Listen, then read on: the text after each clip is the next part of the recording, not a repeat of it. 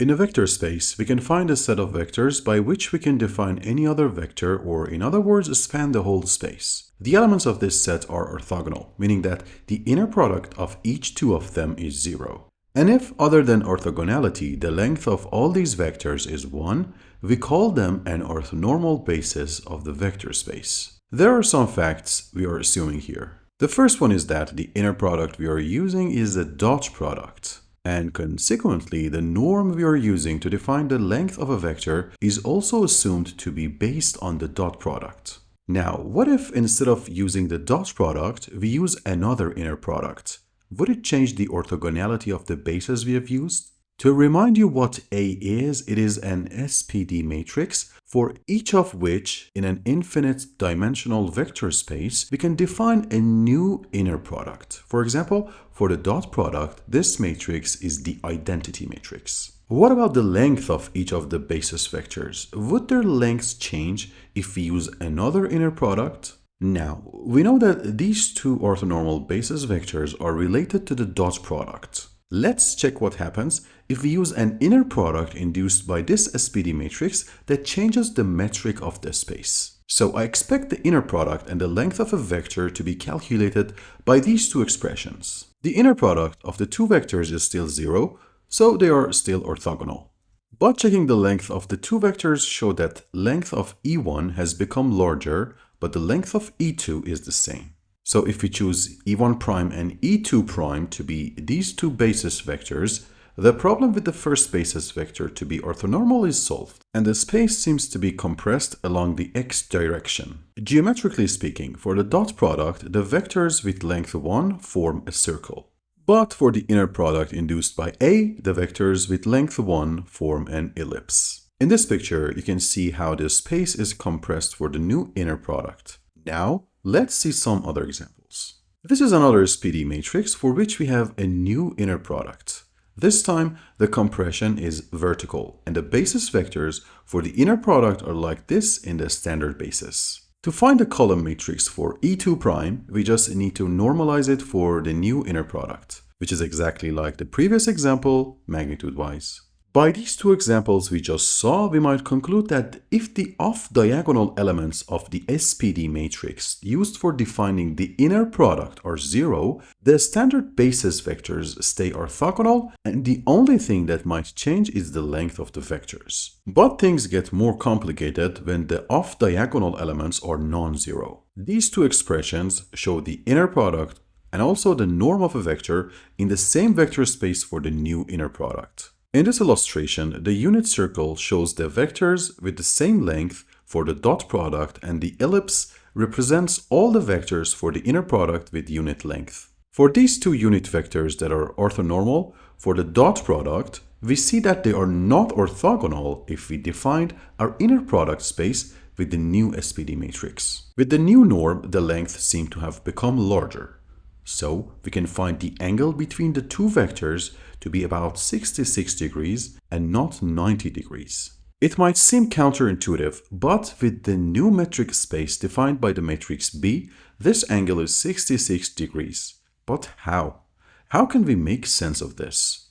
Now, the question we're going to address here is how we can find a B orthogonal basis to see how the space is skewed with the new inner product. Note that I have written all the information we need on the left. Let's start with E1 and call it F1, but its length is not unit in the new inner product space. So we divide it by its length, which is root 2, and you can see that the norm of this new vector is 1. And we can choose it to be our first unit vector for the new inner product space, represented in the standard basis. Pay attention that I keep saying represented in the standard basis because we are still using the standard basis to represent all the column vectors you see. And the new basis vectors we find are all represented in this basis, so we can compare it with the case of dot product. Our next step is to find another unit vector in the new inner product, which is orthogonal to the first one. We also know that E2 is a vector which is linearly independent from f'1, meaning that we can write it as a linear combination of a component on f'1. and also another component f2 on the orthogonal direction for the new inner product space. This is the expression that defines our second vector for which it might be or not be normalized. We know that the inner product of these two vectors is 0. So we find the coefficient c by this expression, by which we can find f2. We also know that the inner product of f'1 with itself is 1, so our next step is to find this expression which yields the second non-normalized unit vector. This is the result. To normalize it, we find the B-induced norm. And finally, we have found the second unit vector.